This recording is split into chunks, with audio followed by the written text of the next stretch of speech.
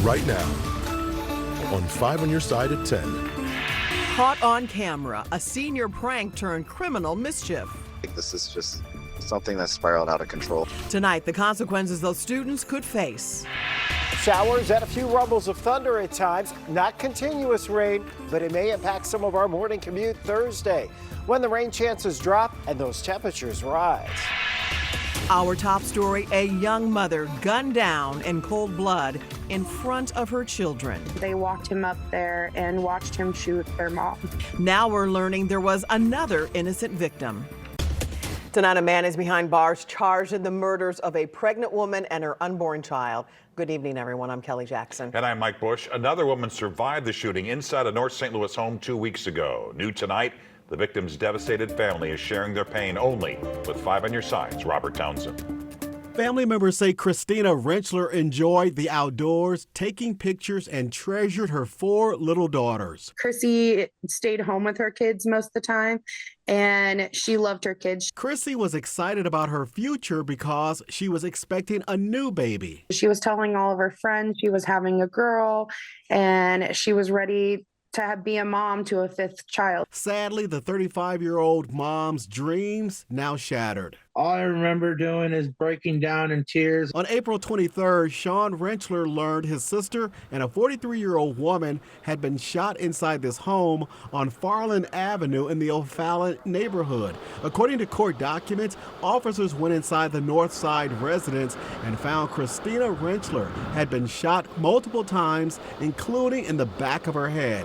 She and her unborn child died at the scene. The other woman suffered serious injuries. Rentschler's siblings say she lived with the woman for about a month. I'm crushed. I'm torn apart. I don't sleep very well at night. Last week, police arrested Vanir Jones for the double shooting. The second victim told officers Jones also stayed at the home. She said Jones had gotten angry and shot her. Court documents further reveal the shooting survivor told police even though she played dead, she heard Jones ask Rentschler's children where was their mom. Family members tell me the suspect then shot and killed Chrissy Rentschler upstairs in a bedroom. Rentschler's 2 8 and 10-year-old daughters and 2 other children were inside the house at the time. They were not physically hurt. It's just a mystery on why it was done. Prosecutors charged Jones with 17 crimes, including 2 counts of first-degree murder, assault, and 5 counts of endangering the welfare of a child. I want him to spend the rest of his days behind bars. Robert Townsend, 5 on Your Side.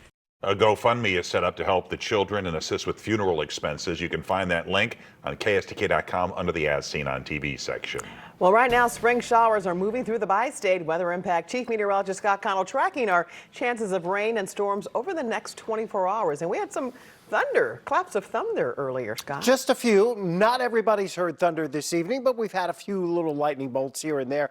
Right now, we're tracking about 1 or 2 cloud to ground strikes with this batch of moisture that's coming up from the south. It's not much, but you get a brief downpour. This is going to be ongoing throughout the night. It's not continuous rain, but you can see just went through Arnold with a downpour, now moving up 55 here and moving into the Melville and Oakville areas. You're getting some more downpours around New Athens and Redbud right now, all lifting to the north into the metro area into South St. Louis County. And we're going to see this continuing through the overnight hours into early tomorrow. Waves of these scattered showers, a rumble or 2 of thunder. No severe weather is expected here. And for most of us, the rain's not all that heavy. Having said that, there will be some patches where the rain's a little heavier at times, and that could impact us for part of tomorrow morning's commute. So until Thursday evening, the sun-settle pattern continues with areas of showers, maybe a rumble, a little flexibility perhaps, maybe a little extra time for the commute tomorrow. All depends on where those showers are. Jim Castile will see you bright and early starting at 4 a.m., tracking the radar with you on our Weather Impact Doppler radar. Take the rain gear just in case you need it tomorrow. We'll see you in a few minutes. Tonight, the city of Ferguson held a town hall to discuss changes made since the death of Michael Brown and the unrest that followed. Those changes were mandated through a federal consent decree. 5 on Your Side's Laura Barcheski was there for the progress report. Mike and Kelly, in the next few months, the city of Ferguson hopes to have what they call compliance findings in more than half of the areas that the Justice Department said needed reformation. And despite changes at the federal level, they're still committed to progress. The U.S. Department of Justice identified these 19 areas that needed reform in the city of Ferguson. Many of them focus on policing and municipal courts. There are roughly 4 phases they have to go through for each area. First comes the work. Second, they ask for it to be audited by the DOJ and their federal monitor. Third, they ask for a finding of compliance. And lastly, if it's found in compliance, they can check it off and maintain it. Federal cuts had some citizens concerned, but consent decree coordinator Pat Washington says they're still on track and everyone is still at the table. Everything that we started with before the president's executive order, we still have. Right now, they're asking for compliance findings in these 8 areas, including things like municipal code, bias-free policing, and the courts. You know how many amnesty days the city of Ferguson court has? Every court date is an amnesty day. If you have warrants in the city of Ferguson and you want to deal with those warrants, you come to court. The city is asking for the DOJ to review or audit the work that's been done when it comes to body-worn cameras, voluntary stops, searches and seizures, First Amendment protections, and use of force. The Ferguson Police Department handles over 30-some thousand calls for police service each and every year. And out of those calls for service, less than 1% of those involve a use of force. I think that is remarkable for us to have that many citizens contacts and have that minimum amount of use of force. Washington says the true progress is not visible by looking at this list. It's what's happening in the community every day, recalling a time when she saw a young black teenager reach out to an officer. That young man sat on those steps and was waiting for a Ferguson police officer to come and help him with a situation at home. That is what your community looks like. City officials expect they could be finished with meeting consent decree requirements sometime in the next 5 years or so, and then they will enter a 2-year monitoring period. Thanks, Laura. Transparency tonight at the St. Louis City Justice Center. Tonight, for the first time in years, 5 on your side cameras have gained access to the cell blocks. It comes as the new interim commissioner wraps up his first 100 days on the job, overseeing the troubled jail. Doug Burris says he's tackling 2 priorities: building better health care for detainees and reducing deaths, and implementing new job training programs to reduce reoffending. If we can give people properly changed and good jobs where they can provide for their families, they won't come back here and they will not create chaos in their community. Burris also admits there's much more to be done. He believes more staffing is needed to create even more programs. Right now, they're down 39 correctional officers. A St. Louis man is now charged in the 2021 murder of his wife, who was found shot with a plastic bag wrapped around her head. The shooting happened back in December of 2021 in South City at a home on Oregon near Osage Street. Carl Mayberry is now charged with first-degree murder. Investigators say he searched on his phone for murder defenses and how much it costs to defend a murderer. Mayberry is a convicted felon who just completed a federal sentence. Tonight, a man is in the St. Louis County Jail accused in a hit-and-run crash and then causing another deadly crash. According to court documents, Gavin Colley hit a car on Merrimack Bottom Road near Lemay Ferry and sped away, running a red light. A short time later, he hit another car head-on Baumgartner Road. The other driver, Christine Decker, died. Investigators say Colley had alcohol on his breath and admitted at the hospital he recently relapsed. Caught on camera, a senior prank at Normandy High School that may now lead to criminal charges. 5 on your side has obtained security video from inside the school late Monday night showing the chaos. Police say at least 10 students TP'd the main entrance, sprayed the windows with chemicals, and spread ketchup and mustard all over. In a different video on social media, students talked about breaking the metal detectors. Investigators and school officials are now trying to figure out how they got inside and how to prevent it from happening again.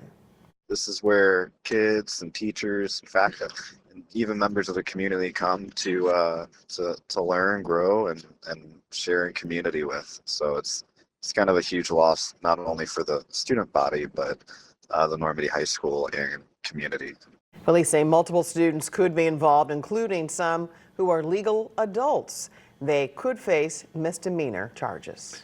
A live look now at Vatican City, where just hours from now, it'll be day 2 of the papal conclave. Earlier today, the first round of voting by the College of Cardinals ended with black smoke pouring from the chimney of the Sistine Chapel, signaling no new pope was selected.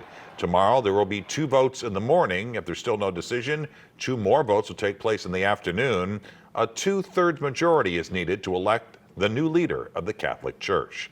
St. Louis Catholics gathered at the Cathedral Basilica this morning to celebrate Mass, marking the start of the conclave.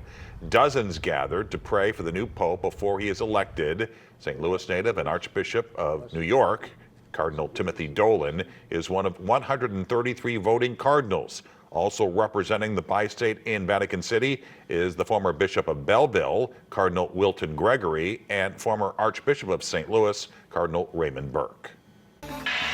Paying the price after paying their debt to society. Oftentimes people are so desperate. Tonight, the push to give Illinoisans with criminal records a clean slate, receiving pushback in Springfield. They just want to erase the entire criminal history. Meet me at the fair, the new patriotic party plan for the riverfront. No fair weather tonight. How long these showers last into our Thursday, and why Mother's Day remains dry in St. Louis as we track this weekend's weather impacts. A criminal record can follow someone for decades, even long after they paid their debt to society. Now, one Illinois lawmaker says it's time the system stops punishing people twice. Her proposal is gaining rare support from both police and prosecutors. Tonight, our political editor Mark Maxwell shows us the pushback it's facing at the State House. This is the story of 3 million Illinoisans, citizens whose names bear the mark of a criminal record. The resume comes with a rap sheet, and the burden, it's not just legal, it's economic, it's human. It stalks them quietly in job interviews and leasing offices. It seldom leaves. Oftentimes people are so desperate.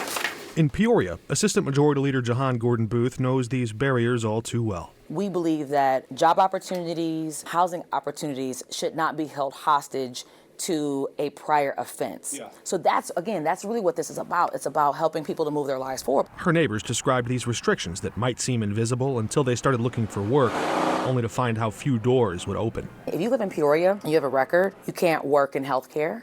Yeah. You can't work at the city. You can't work at the county. You can't work at the federal building. You can't work in education. Where the hell do you work in Peoria? Of the millions carrying criminal records in Illinois, the overwhelming majority have never been convicted for an act of violence. And under a new proposal, their records, with time and good behavior, could be sealed from public view. On House Resolution 246. But there's a catch. The process today is slow, bureaucratic. In a single year, fewer than 6,000 people managed to clear their names. At that rate, it would take more than a century to finish what one law might fix with the stroke of a pen. Gordon Booth argues the cost is not just personal, it's business. Workers who are qualified, but disqualified. Right now, we have 277,000 jobs in this state that have gone unfilled.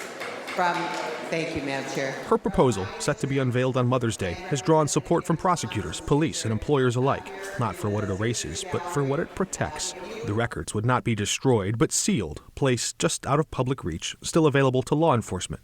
The idea is less outright amnesty, more mercy with memory. Who would oppose something like this? You know, that's a really good question. We found the answer just across the aisle in the upper chamber. You're dealing with a bill that is automatic. There, a former prosecutor turned lawmaker raised questions not of whether people can change, but whether others might be harmed if the wrong past is kept secret. They don't want to get people on the right path. They just want to erase the entire criminal history. Senator Steve McClure warns of risks: a hidden DUI, an unseen fraudster, a quiet danger lurking in places where trust must be earned and verified. Let's just say it's financial exploitation of an elderly person. And let's say you can now seal their record. Well, what if this person goes to look for another position where they're in close proximity to an elderly person? If a trucking company is going to employ this person, shouldn't they know whether or not this person has a DUI? So there's real issues, not just for public safety, but also for the well-being of very vulnerable people in the state. Gordon Booth cites other examples, less sensational, more common. A scuffle here, a shoplifting charge there, a few pills for some quick cash. Petty retail theft. Simple battery means maybe somebody got in a bar fight. Drug sales? Depending upon the weight, right? If it's a lot of drugs, it becomes federal automatically. But if there were no guns, if there was no violence connected to said offense, that would be qualifiable. Some objections are not born of politics, but of tragedy. In a nation gripped by addiction, Senator McClure raises a darker possibility, one not easily dismissed. A drug dealer who gives somebody a drug and they end up killing themselves with the drug, I mean, is that a violent offense or not? But Gordon Booth believes the law must draw a line between danger and error, that some live in fear of judgment long after their sentence has ended. Because the system is judging them.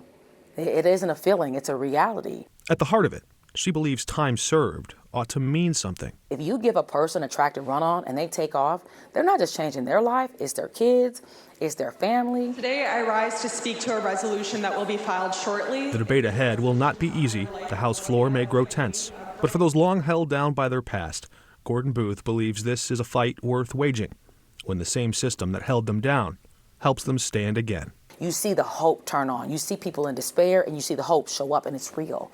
Mark Maxwell, 5 on your side. The specific qualification criteria to seal a criminal record has not been decided. We're told only non-violent crimes would qualify. The deadline to pass this bill to Governor Pritzker's desk is at the end of this month. Tomorrow, Missouri will celebrate its favorite son. May 8th is Truman Day, a state holiday to recognize the birthday of President Harry S. Truman, the only U.S. president to hail from the Show Me state.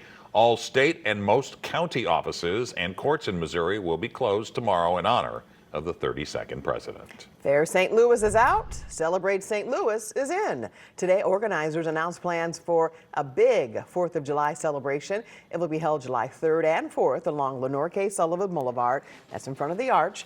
There will be food, drinks, a salute to the troops, live music, and fireworks. Organizers say America's birthday parade will be moved to the fall.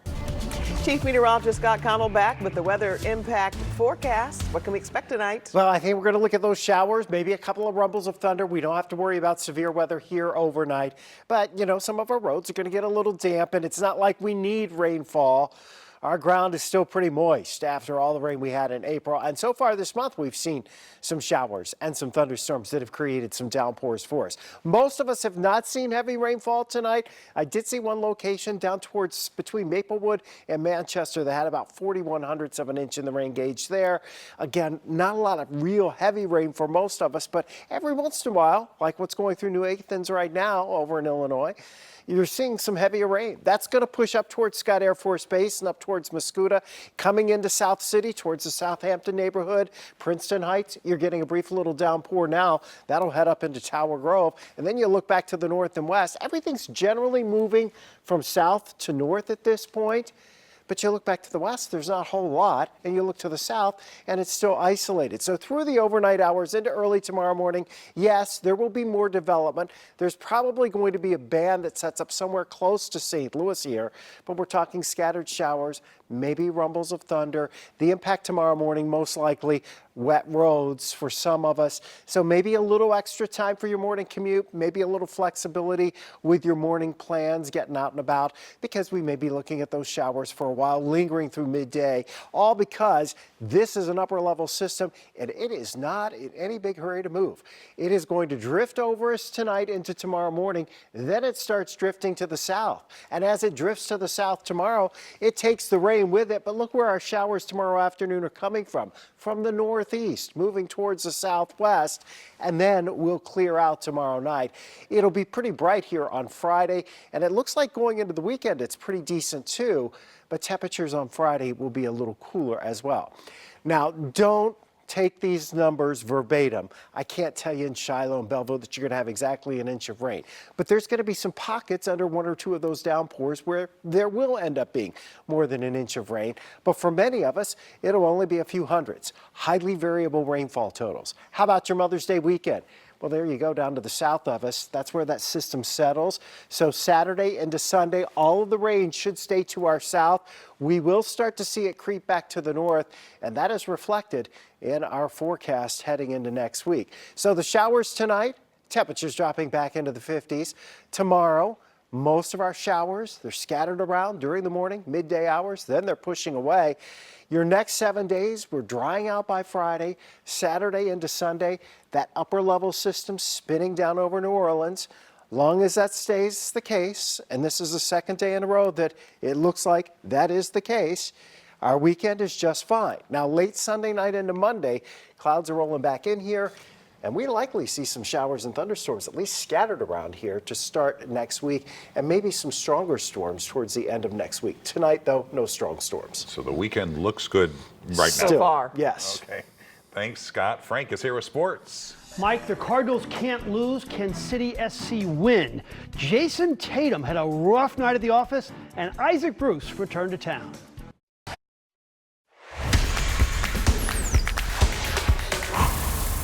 It's all about number 5 here on 5 on Your Side. 5 runs for the Cardinals, 5 wins in a row, and for the Redbirds, it's finally a 500 record. Let's go to Busch for the series finale with the Pirates. Everybody was hustling today, even this athletic usher. She was not running as fast as Victor Scott II. His first to home sprint took 9.28 seconds, the fastest in the big leagues this season. Lars Nootbaar, who had 3 hits, knocked him in. Mason Wynn had 2 RBI doubles today. This one will score Scott, and the Birds led it 3-0. Sonny Gray, scintillating. 7 innings, 2 hits, 8 strikeouts. Cards win 5-0. It means a lot. I mean, this team's rolling. This team's fun. Definitely excited to see how the rest of things go. I feel really good about the process that's in place, but also just the overall effort and attention to detail that's going into every day. So the style of play has been what we wanted all the way through, and now we're having a little bit more consistency with it. This 5 on Your Side St. Louis City SC coverage is sponsored by Together Credit Union. It's been 53 days since City SC has won a game. A lot has happened since then. The Pope died, Shedeur Sanders went from a first-rounder to a fifth-rounder, and Scott set a record for most weather impact alert days. Tonight, City SC hosted Union Omaha from the USL League. This is the equivalent of a major league team playing a double-A team. Second half, scoreless game. Joey Zielinski, in his first start with the first team, will score from 25 yards away. You think his teammates were happy about that? And then in the 87th minute, Klaus will score to seal the deal. City wins 2-0. They will travel to Minnesota for the round of 16. I think so. I mean, we're playing against a lower level team. You know, they're not bad. They have some good players. So we had to fight for it. We had a lot of chances today, and it's obviously a game that we should win. To Toronto for game 2 between the Maple Leafs and Panthers. Tie game at 3 in the third when Mitch Marner will unleash a howitzer for the game winner.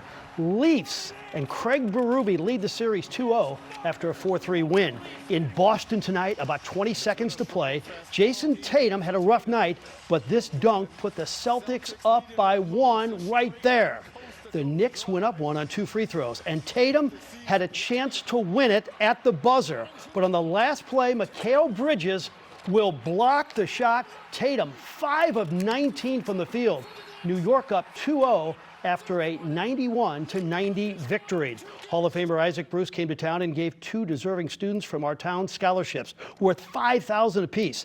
Isaac has been doing this since 2008. The foundation and Amarin have given away $75,000 in scholarships. The winners today, Jayla Agnew, who will study pre-med, and Angel Diaz, who will major in science and data. Isaac will never forget the town that his star started to shine in. Just be a valuable part in the community, and they so graciously received me way back in 1995. It's amazing it's been that long, but yeah, St. Louis is a part of me. It's a part of my legacy, and I want to make sure that, you know, I'm imparting a lasting legacy, not only to the generation that I was in, but the generation coming behind me. Awards day in the UFL, and the Battlehawks took home 2 of the 3 prizes. Kicker Rodrigo Blankenship was named the Special Teams Player of the Week, and Pita Domu-Ipeinu was named Defensive Player of the Week for his great efforts against Arlington. The 4-2 Battlehawks will play at Memphis on Sunday. Hey, Sports Plus Sunday night, it's going to be special. We have the Al Rabowski story. We sit down with John O'Leary as he gets ready for the release of his new movie, Soul on Fire, and an 80-year-old Boston marathoner. Well, she is absolutely amazing. Can't wait for it. Yep. Thanks, Frank. Thank you. A big check from Checkerboard Square, and it's paving a new path for pups in St. Louis.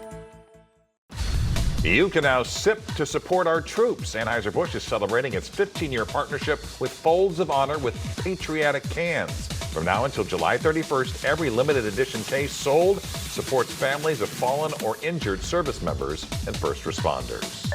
Tomorrow is Give STL Day, and St. Louis-based Purina is giving back to the community. The pet care company is donating $2 million to the Brickline Greenway project, which will add several miles of new paved paths for walking, running, and biking across the city. Purina's donation includes pet water and waste stations. Installation is set to begin this fall along Market Street. And tomorrow you can make a tax-deductible donation to thousands of local organizations. To donate, go to givestlday.org. And there you have it, 5 on your side at 10. Remember, we're always streaming on 5+. Be sure to start your day with Today in St. Louis, and that starts at 4 a.m. Have a great tomorrow.